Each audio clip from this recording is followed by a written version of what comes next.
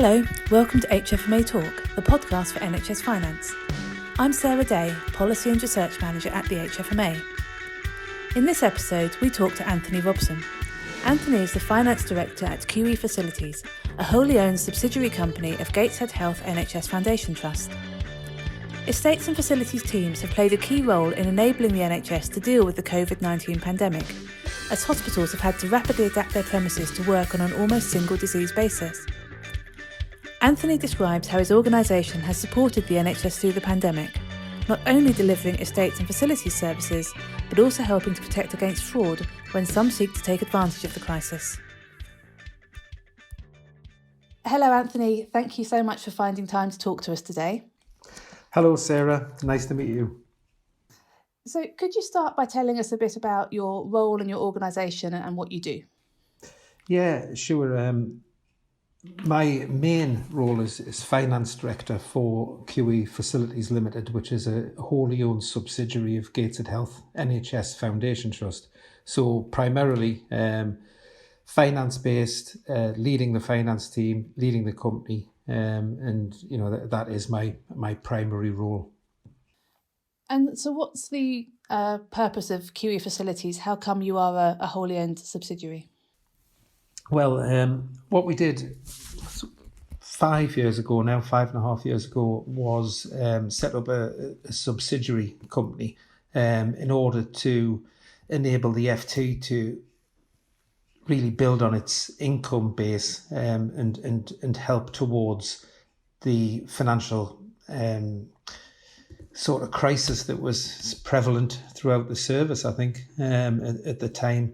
And following sort of years of, what everybody described as austerity, we came up with, various innovations to try and step outside of the box, if you want.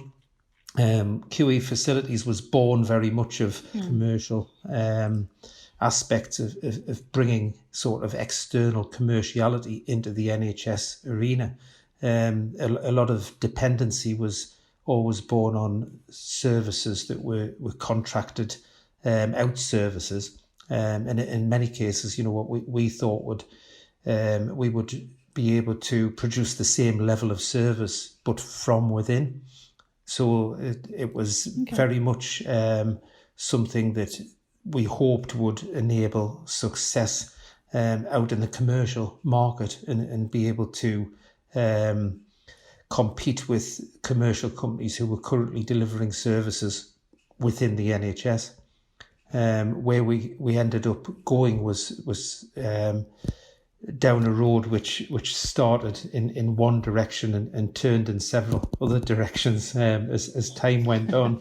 But nevertheless, what we have now is a fully fledged operational subsidiary company that delivers facilities and estate services to our own hospital in its entirety. So what we like to think is that what we have created is a new model for the NHS for the non-healthcare services provided to the NHS. So in essence, what we've done at Gateshead is taken over the whole of the site. We've actually purchased the leasehold of the site, and we lease the site back to the FT with all of the basically operated healthcare facility services that they need to deliver healthcare. So we are, in essence, responsible for the buildings, the air quality, the temperature, the water, if you, a sort of good analogy is if you take a patient into an operating theatre, what we provide is everything except the surgeon. So we will provide the operating table, the quality of the air, the airflow, the sterility of all of the instruments and all of the equipment, the sterility of the room, and provide adequate services for the FT to carry out that operation. So basically we've done that on a large scale. We've also stepped outside and started to provide estate management services for another trust locally, and taken on estate management for another hospital. And we're currently just about to provide estate management services for 9 further buildings for another trust. in addition to that, we have a very proud record of providing transport. And, we started off providing safe transport, in particular for specialist pathology samples, which had previously gone missing en route to hospital. We looked at that and thought, could we do that? Could we provide that service? And we had, thankfully, one of our employees was an ex-logistics manager, and he certainly stepped up to the plate, and we now provide specialist pathology transport for whether 3 acute hospitals in the northeast, 250 or so GPs, and then 1,400 up to 2,000 further clinics and GP sort of establishments from Berwick now down to Lincolnshire as part of the HPV contract, which we successfully obtained last year. In addition to that, we've also won the West Midlands contract, and we now provide successfully services to Coventry and Warwickshire, and do another 250 or so GPs and 8 or 9, I think now, acute hospitals, and we're currently looking to expand into Cambridgeshire.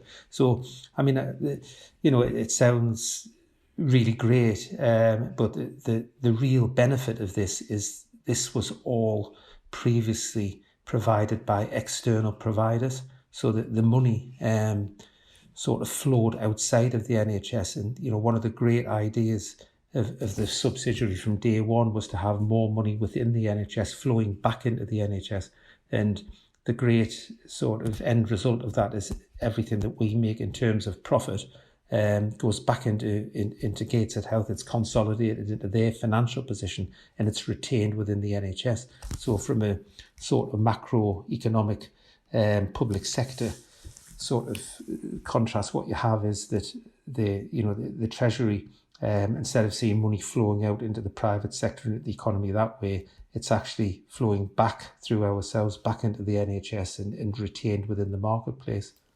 That's a vast geographic area that you cover, though. That must take some management.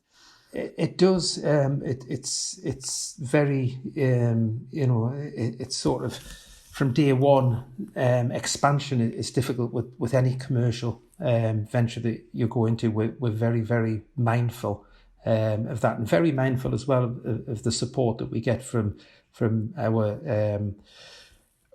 in essence, the subsidiary company owner, which is Gateshead Health NHS Foundation Trust. And without the support of the trust, we wouldn't be able to go into these ventures off site. But thankfully, they see the benefits of what we do, not just to themselves but to the wider NHS.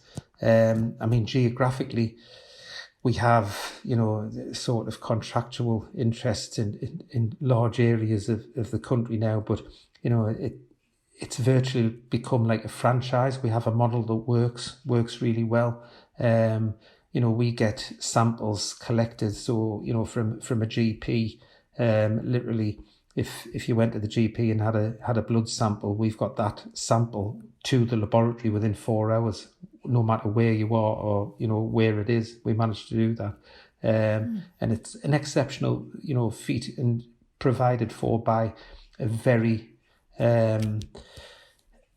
positive and professional workforce. We tend to recruit a lot of staff from who had previously been in the armed forces, who come out. So we like to recruit staff who are disciplined, and our strapline is very much professional, proud and passionate, and we very much carry that as a mantra through everybody that comes to work for us.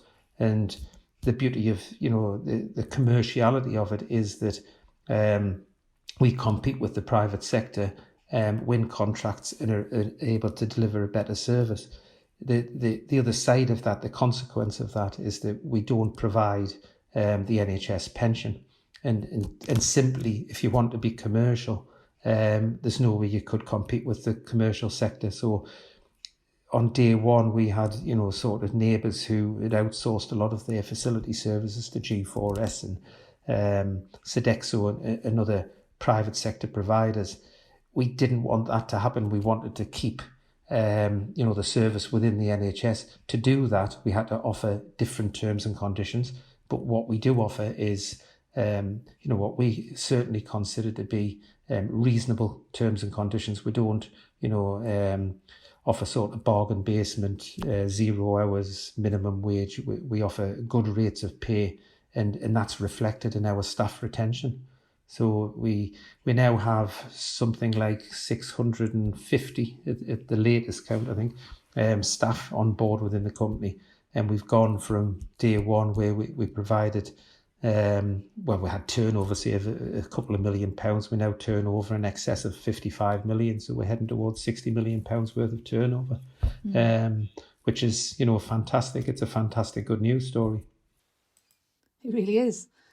So I wanted to ask you about how COVID-19 has impacted you. And I was going to ask you about the North East, but clearly you are spread across different parts of the country. So you've probably had different impacts for different aspects of your operation. Absolutely. Certainly within the North East and elsewhere, COVID-19 has been, a major crisis, and it has impacted, I think, on everybody who works in virtually in every form of life, but particularly around public sector workers in particular. From our point of view, what we've had to do is enormous tasks in terms of estate management. A lot of people, won't realise that an acute hospital isn't built really to service one disease. And virtually that's what, everybody's had to do. So in Gateshead, for example, we have, what is pretty much a general hospital, a general acute hospital. What we've had to do is to change that to still provide a sort of scaled back service for non-COVID patients by turning the hospital into very much a COVID centre. We've had to isolate the hospital and change the hospital into something that doesn't really look like an acute hospital anymore. So, you walk through the corridors of the hospital now and you don't see visitors walking around. You don't see patients walking around in the way that you would have done before. It's very much isolated, very much restricted. And of course, the sort of main thrust of change is that this terrible virus requires ventilation for patients. And, acute hospitals aren't built to ventilate every patient. They're built to provide ventilation to a selection of patients, but not every patient that is on a ward, for example. So what we've had to do is to literally change the medical gas supply across half of the site so that we can accommodate more patients who need ventilation. It's such, a critical time, particularly of this illness. That's, provided a huge sort of tactical and operational challenge for our estates guys. And we've literally worked day and night to ensure that the provision of the right and effective service was there for all of the COVID patients that we've had in. And, thankfully, we've managed to do that. And through what was the recent peak, we never had any shortage of ventilation for those patients who needed it. And I think for everybody, including myself, if you think back to some of the frightening videos that we've seen from some of the hospitals in northern Italy, all we can say is that, God forbid we looked at that and learned and ensured that that didn't happen back in the UK. And I think that has been reflected across the country. The other side of it, I think, Sarah, is that many people have seen their roles change. And I think the great thing about the NHS is the teamwork and that strength from within that people find to be able to change direction when they need to, to provide the quality that the service requires at a given time. And from the sort of non-healthcare point of view, what we've seen is some dramatic changes in sort of transportation, for example. So our transport guys are normally out on the road every day collecting samples from everywhere and bringing them back to the laboratory on site.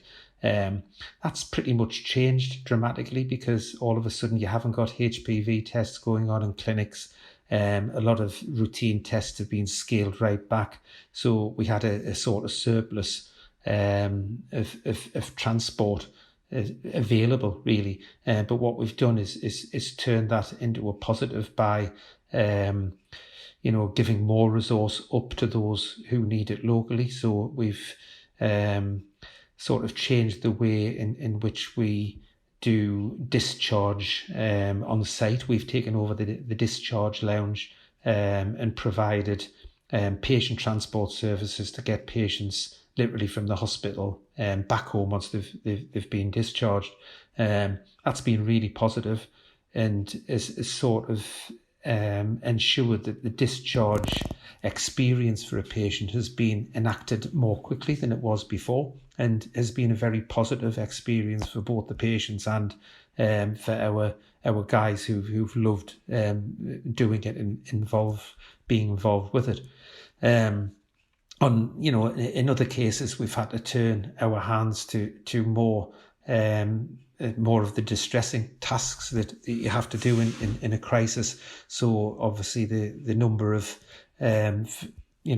deaths within the community and within the hospital has risen over the crisis, and we've had to work alongside some of our military colleagues to provide adequate mortuary facilities on the site at Gateshead, as others have done in other places. So we've got a temporary mortuary facility that expands the capacity on site so that when people die within the community, there's something there's literally the service there to help ensure that they are brought into a sort of place where they tread with absolute dignity through that process through.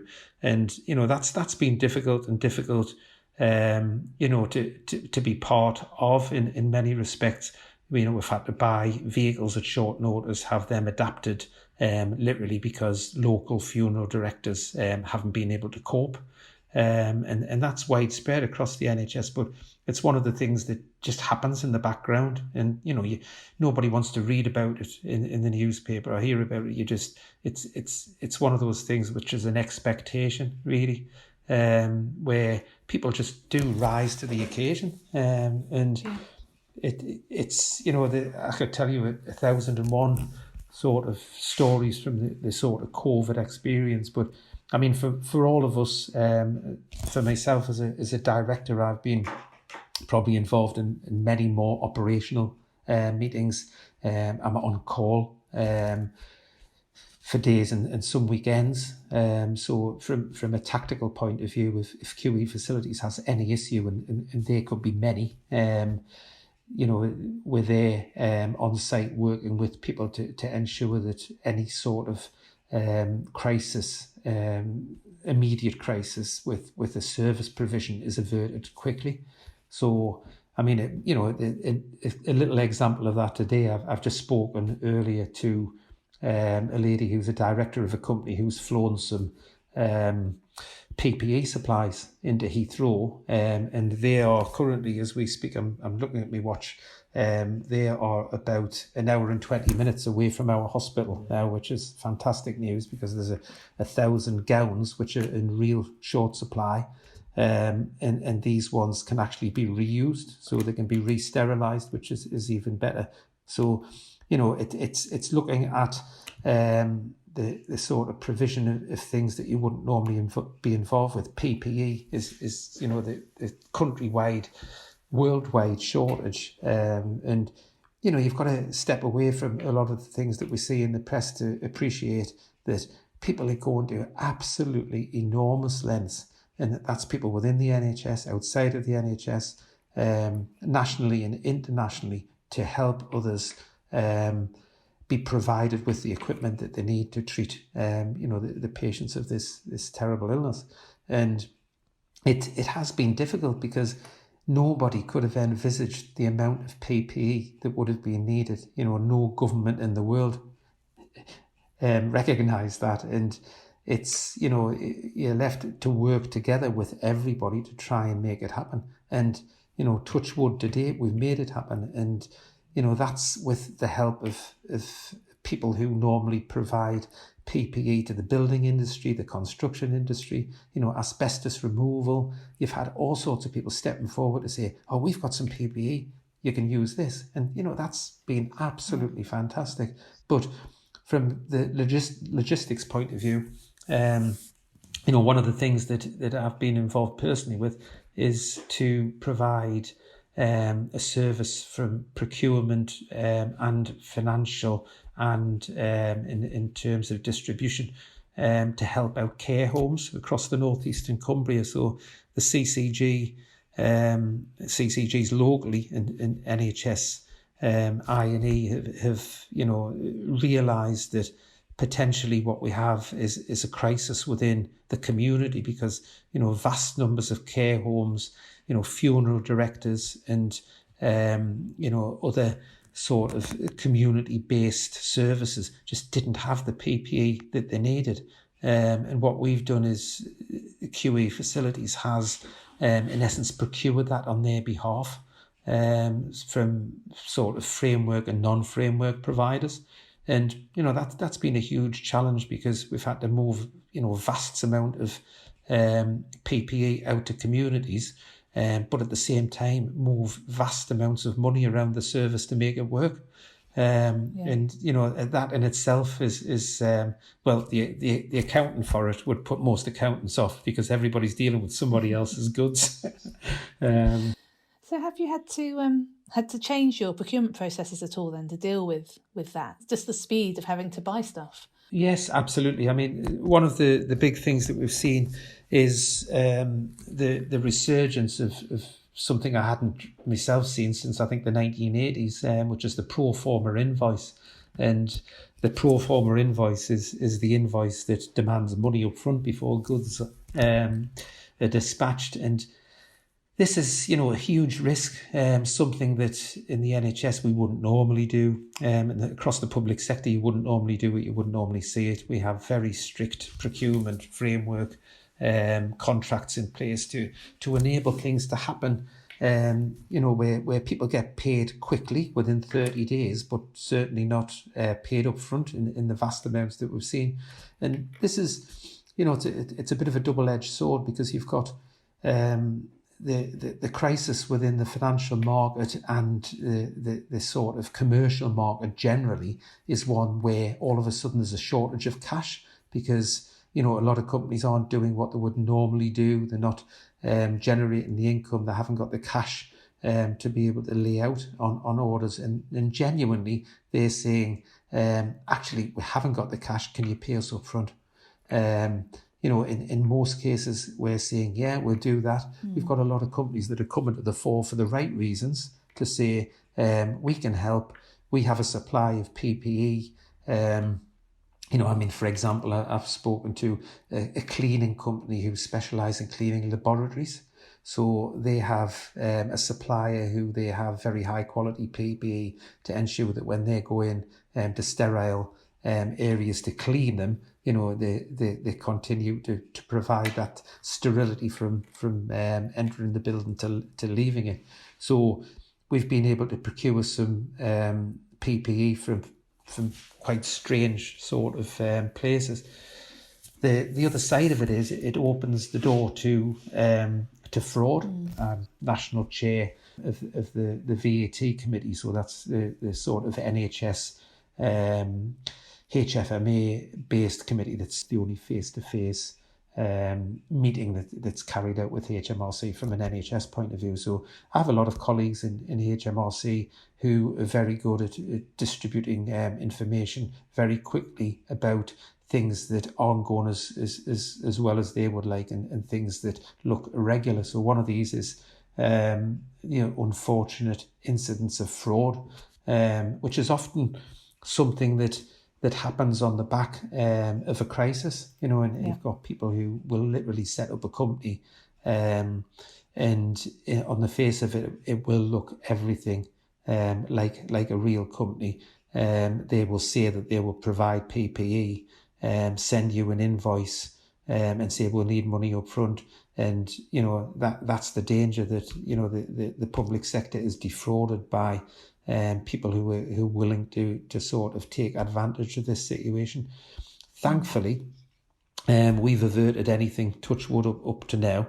I mean, we always do a very on anybody that we work with, we check with HMRC that they're registered, for the right sort of tax levels, that they're registered for VAT where appropriate, where they've actually made payments to HMRC, and it's not just a company that's been set up 3 days ago. I have refused orders of 3 or 4 companies, probably who were absolutely viable, but they just didn't have the history for me to have the confidence to place an order with them. Right. Others, we've got companies who are new to providing services to the NHS, but have some history behind them that we've worked successfully with and will probably continue to partner with in the future. So it's opened up new doors and new horizons, but at the same time, the difficulty is that you have people who take advantage of it. I mean, we've just literally had in Gateshead today an invoice that was sent in to our financial services department for £50,000 asking for payment with regards to COVID-19 services, and it was found to be totally fraudulent and just literally something that's been sent out to any NHS body that can get the details on. And that'll have probably been replicated through 50 or 60 hospitals now across the country. We've reported that straight back. We've also reported that back to HMRC, so there'll be a sort of an alert goes out on counter fraud. But it's always, particularly from a finance point of view, something we are always mindful of. And that's one of the things that we've certainly learned through this crisis is you need to be extremely vigilant about being taken advantage of. Just going back to your discussion about estates and the changes that you've had to make in order to deal with COVID-19, thinking about the future, hospitals are going to look quite different, I think, in order to be able to deal with having a mix of people who have and have not got COVID. What do you think is going to happen? Well, I think what we've seen over the last sort of few months is changes where, for example, we closed 4 of our operating theatres and then another 4 operating theatres and converted those to additional sort of critical care capacity. So you've got ventilation equipment in the operating theatre itself. You can change that to ensure that you've got in essence a 4-bedded unit to treat ventilated patients. So the lack of sort of elective activity over the period has allowed us to change the way in which we run the hospital. A lot of that has been a temporary facility. We've converted, many traditional wards into COVID wards. So we've put additional equipment in there for ventilation, additional gas services, new valves, a whole raft of different fire precautions, because obviously one of the things that raises the sort of risk of fire-based incidents is literally filling a place full of oxygen and medical gas, there's an awful lot of sort of health and safety issues around the changes that you make to a ward at any time.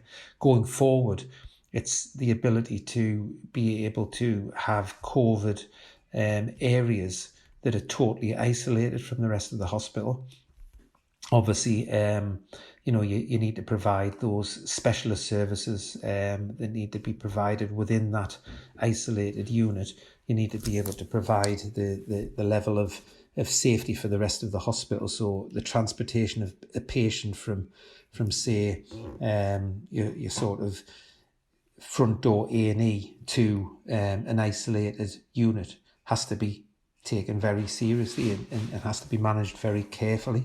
You don't want, cross-contamination en route. You don't really want people who are non-COVID coming into contact with a COVID patient, and that goes for staff as well. So it's there's a much more heightened approach to PPE. To the control of infection departments have come to the forefront in this to ensure that you have that absolute flow throughout the hospital, which is safe to contain contamination, really. So in future, it's difficult because, some of our wards and departments are reverting back to traditional use as we speak now, and that will happen over the next couple of weekends and weeks as we transform things back to the norm, but then we keep some COVID capacity in with isolation, but to have the ability to react quickly to another peak. So there is an expectation. Nobody is sort of complacent. There is an expectation that we will have another peak within time, and we need to be able to revert back to literally deliver what we've delivered over the recent peak in the same way. So it's having the ability, I think, to transform parts of the hospital quickly, but having the understanding that you have the services behind the scenes to be able to deliver that. The sort of use of PPE now, I think going forward will be absolutely paramount. And I think the information that's come out from the centre to enable everybody to understand what level of PPE you need for staff across the whole spectrum is one which you can now plan for much more carefully going forward, because in the earlier days of this crisis, we didn't really understand just the sort of depth that we'd have to go to, and the breadth of service change. And I think a lot of lessons have been learned now to carry that forward, to ensure that we've got that capacity and we've got the service capacity and the operational change to be able to move quickly. One of the areas is just basically moving to 7-day working, and it's been muted throughout the NHS for a long time. If we had 7-day working, we'd be able to reduce waiting lists and be more efficient overall. In many cases, that hasn't happened. Under COVID, it's had to happen. So we have gone to 7-day working. It has been successful. We have delivered everything that we've needed to deliver without interruption, and that's certainly something, although we've reverted back to an extent to 5-day working at the minute in some departments, because it hasn't we haven't got the activity because of the drop in the COVID cases to merit that. But the other side of it is it's trying to revert back to treat all of those patients who probably should have been treated over the last period of the COVID crisis, where their healthcare is sort of been to an extent put on hold a little bit. So you've got all of the normal outpatient flows starting to come back into the system. People who may have had operations cancelled because they weren't sort of critical to be carried out, those patients are starting to come back in. And we have patients who are being treated at private facilities for gynae cancer patients and some specialist chemo services, and that may be something that continues in the future, where it's more beneficial to treat some of those patients out of the acute site because of the vulnerability given the rate of infection with the COVID crisis. So yeah, it's huge changes, I think, going forward, and some of those we'll understand more as time goes by. Is there anything else that you want to talk about? I suppose one of the other things is from the financial perspective. The whole of the world economy is in turmoil, as is the NHS economy.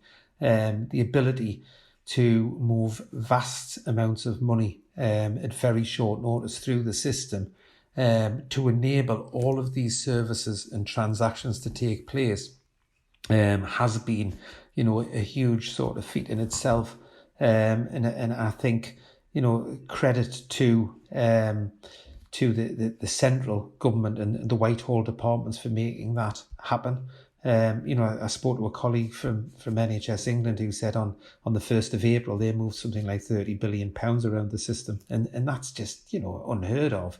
And the unprecedented amount of money that's been made available to allow us to deliver the services that we need to ensure that patients have an uninterrupted cycles of treatment for COVID has been fantastic. I think in terms of going forward, it is going to impact on the way that financially services work in the future and how you cope with an emerging crisis which literally throws the whole of the NHS market into absolute turmoil, because I think to resume to block contracts across the board is the only way that seemed to work. The sort of geographical necessity to change services from one place to another has been huge, and then the necessity to put into place the Nightingale hospitals has been carried out at lightning pace. And although we haven't needed them to the capacity, the fact that they were there provided so much confidence to everybody else in the service. And, we have that as a backup going forward to know that, should it come that we haven't got the ventilator capacity for patients within hospitals, then, we've got Nightingale hospitals that are sitting there as a safety net. And that does provide an awful lot of confidence to everybody who's in the service. But the difficulty going forward will be, a resumption of normal financial practices from a finance point of view, and the ability to be able to resort back to, the control of traditional budgets. And just out of interest, there's going to be a lot of stuff that's not needed. So lots of beds and equipment and so on. What's going to happen to all of that? Well, I think the great thing about the NHS is that it is extremely good at maintaining equipment, and you'll find, there's some great examples that I know of locally in other hospitals where the medical electronics departments tend to be absolute wizards in keeping bits of kit going. A lot of the sort of additional equipment that we've brought in because of COVID will, to be quite honest, be used probably throughout its normal lifetime anyway, and will replace bits of kit that should have been replaced already, but they've been kept going by very good engineers. We've got sort of ECG machines that are 30 years old that still work, and they'll be passed down the line to an appropriate level of where they're needed. But if you have a new piece of kit that comes in, you've virtually got a sort of grandfathering arrangement where somebody will receive a piece of kit because of that down the line, where things are sort of passed along. In terms of beds and things like that, beds, we've probably got a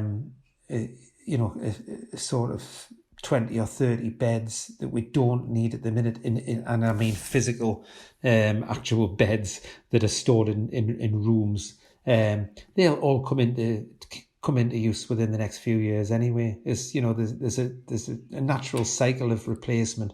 Some things, you're going to have ventilation equipment where there's probably going to end up being a surplus of it as a consequence of this, this disease. I think that's something that it can always be used again in future. You're going to have further spikes of it, and it's having those resources to fall back on isn't such a bad thing. And within the service as a whole in its entirety, I'm sure everything will get used eventually. We're very good at using equipment over time, and that's been sort of borne by the fact that some of the pandemic flu stocks that were still sitting in hospitals, that have been there for some years now, have been used during this crisis. So, we're very good at not throwing things away in the NHS and very good at looking after them.